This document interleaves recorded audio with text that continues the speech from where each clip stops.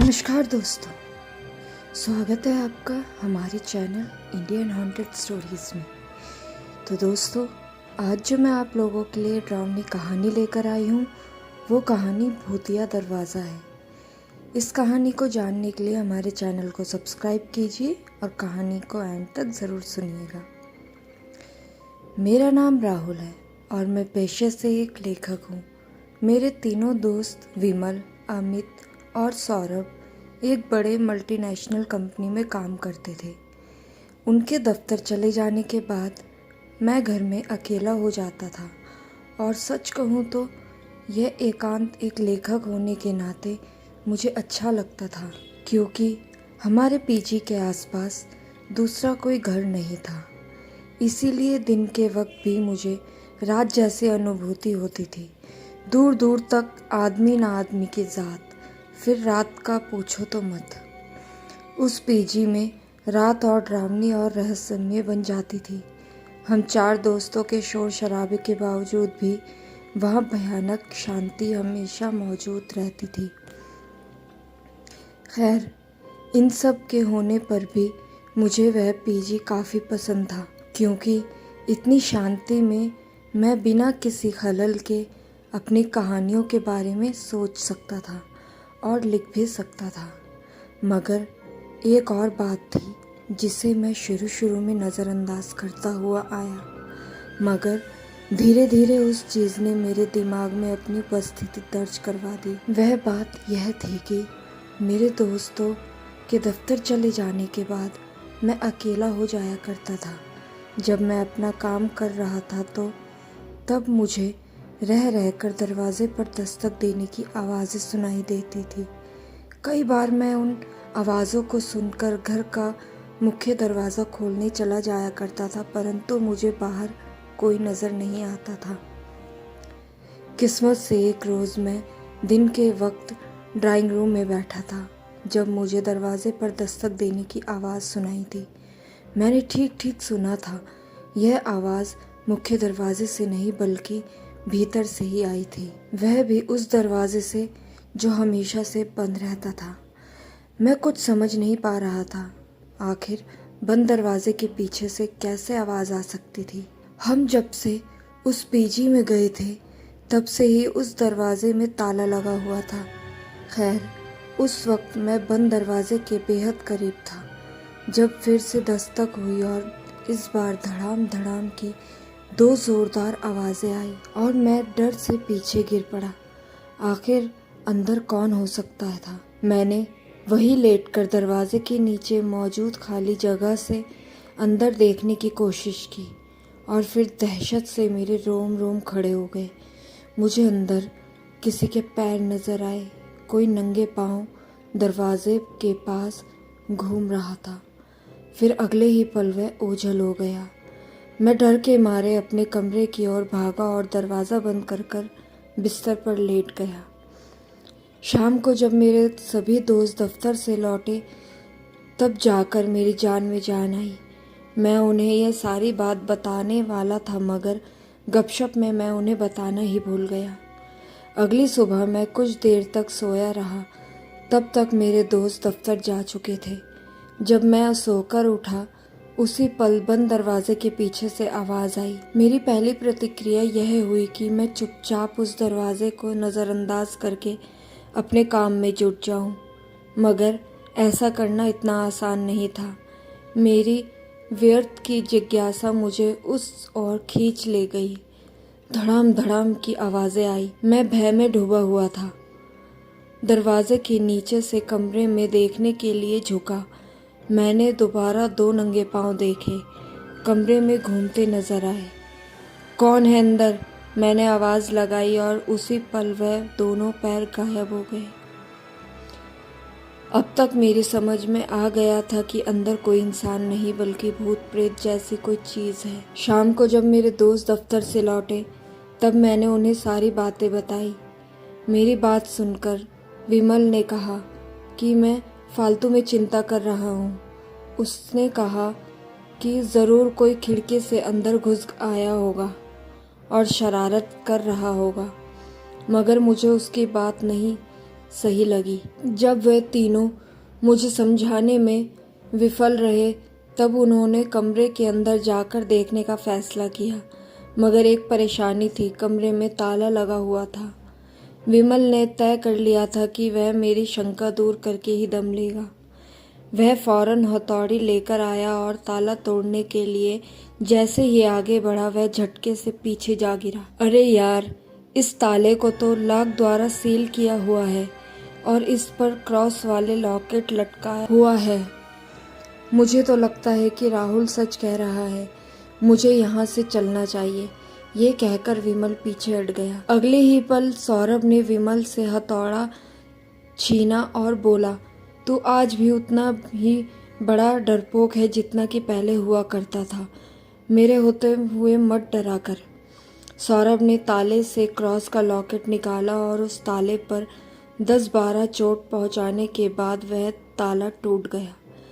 अब तक रात के 12:30 बज चुके थे। कमरे में बिजली की कोई व्यवस्था नहीं थी, इसीलिए हम चारों ने एक एक मोमबत्ती जलाई और कमरे में दाखिल हुए। कमरा खाली था और खिड़कियां बंद थी। मैंने विमल को दिखाया। खिड़कियों के बंद पाकर उसे भी बड़ी हैरानी हुई, पर जैसा ऐसे मामलों में होता है, लोग अटकलें लगाते और पीड़ित को तरह तरह की सलाह देकर समझाने की कोशिश करते हैं। तुम्हें कोई वहम हुआ होगा, विमल ने कहा। और नहीं तो क्या, भला भूत प्रेत जैसी कोई चीज होती है क्या? अमित बोला। ज्यादा सोच सोच कर तेरा दिमाग खराब हो गया है, सौरभ ने कहा। किसी को भी मेरी बातों पर यकीन न हुआ और वे सभी कमरे से बाहर आ गए। उस वक्त रात के तकरीबन 3 बज रहे होंगे। मेरी नींद प्यास लगने से खुली। मैं रसोई की तरफ बढ़ा। इसी दौरान मैंने विमल के कमरे में उसकी आवाज़ सुनी। वह मुझसे कुछ कह रहा था। मैं कमरे तक गया। विमल के बिस्तर के पास कोई खड़ा था और वह आधी नींद में उससे बात कर रहा था। राहुल यार, अब तू सोने जा, तेरा शरीर तेरे पास है, अभी मजाक करने का समय नहीं है। जाकर सो जा और मुझे भी सोने दे, मुझे कल दफ्तर भी जाना है, उसने कहा। पर मैं तो दरवाजे के पास खड़ा था। दूसरी तरफ सौरभ और अमित भी अपने कमरे में सो रहे थे। फिर वह व्यक्ति कौन था जो विमल के बिस्तर के पास खड़ा था और जिससे वह राहुल कहकर संबोधित कर रहा था? मैं चुपचाप कमरे में गया और उस अजनबी के पास पहुंचा। उसे अब तक मेरी मौजूदगी का आभास नहीं हुआ था। मैंने पीछे से उसे पकड़ना चाहा, मगर मेरे छूते ही वह बिल्कुल ही सहजता के साथ वहां से गायब हो गया। उसने एक बार पीछे मुड़कर मुझे देखना भी नहीं चाहा। मैं जोर से चिल्लाया और विमल ने फौरन कमरे की बत्ती जला दी। राहुल यार, क्या कर रहा है? वह गुस्से में बोला। कल मुझे दफ्तर जाना है और तेरी वजह से मैं सो भी नहीं पा रहा हूँ। इतनी देर में सौरभ और अमित भी वहाँ आ पहुँचे। क्या हुआ? कौन चीख रहा है? अमित ने पूछा। राहुल। और कौन? विमल गुस्से में बोला। कहता है कि उसका शरीर खो गया है, पिछले आधे घंटे से परेशान कर रहा है। शरीर खो गया है? सौरभ चौंककर हैरानी से बोला। अमित, अभी तुम जिससे बात कर रहे थे वो मैं नहीं बल्कि कोई और था, मैंने उत्तर दिया। क्या बोल रहा है तू? अभी अभी तो तू कह रहा था कि तेरा शरीर नहीं मिल रहा, विमल बोला। अभी थोड़ी देर पहले तुम जिससे बात कर रहे थे वो मैं नहीं बल्कि कोई और था, मैंने फिर से कहा। मैं तो पानी पीने किचन में जा रहा था, तब मैंने तुम्हारी आवाज़ सुनी और यहाँ आ गया। तुम उससे मुझे यानी राहुल समझकर बात कर रहे थे। मैं तो बस उसे पकड़ने के लिए कमरे में आया था, मगर मेरे छूते ही वह चीज़ गायब हो गई। मैंने एक सांस में पूरी बात कह दी। सभी यह सुनकर हक्के बक्के रह गए। उस वक्त उनके चेहरे के भाव देखकर यह बता पाना मुश्किल था कि उन्हें मेरी बातों पर यकीन था या नहीं, पर जो भी है, मेरा यकीन मानिए, उन तीनों को डर तो अवश्य ही लग रहा था। तभी रात के उस गहरे सन्नाटे में धड़ाम धड़ाम की 3 आवाज़ें आई। सौरभ को ऐसा झटका लगा कि वह कूदकर बिस्तर पर जा चढ़ा। अभी किसी ने अंदाज़ा नहीं लगाया था, मगर मैं जानता था कि वह आवाज़ उसी दरवाजे के पीछे से आई थी जो बंद था। अब बोलो, क्या कहना है? मैं डर और उत्साह के मिले जुले भाव से बोला। बोलना क्या है, हम सभी चलकर देख लेते हैं, विमल ने कहा। उसे अब भी मेरी बातों पर भरोसा नहीं था। फिर क्या था, हम उस कमरे के पास पहुंचे जो हमेशा से बंद रहता था। धड़ाम धड़ाम यह आवाज़ फिर आई, जिसे सुनकर सौरभ और अमित के चेहरे का रंग फीका पड़ गया। फिर आहिस्ता से दरवाजे की कुंडी अपने आप उठी और बाई तरफ खिसकने लगी। इसके बाद चरमराती हुई आवाज़ में वह बंद दरवाज़ा खुला। दरवाज़ा खुलते ही एक छोटी सी सीढ़ी दिखाई दी। हम चारों ने एक दूसरे की हिम्मत बढ़ाई और उस सीढ़ी से बारी बारी उतरने लगे। वह सीढ़ी जहाँ ख़त्म हुई वहाँ बहुत ही ज़्यादा बदबू आ रही थी, मानो जैसे वर्षों से बंद पड़ा हो। ध्यान से देखने से पता लगा कि यह तो बहुत पुराना एक तहखाना है, जिसका हमारे हाथों जीर्णोद्धार हुआ है। अचानक मौसम में परिवर्तन हुआ और मई के इस गर्म महीने में ठंड का एहसास होने लगा।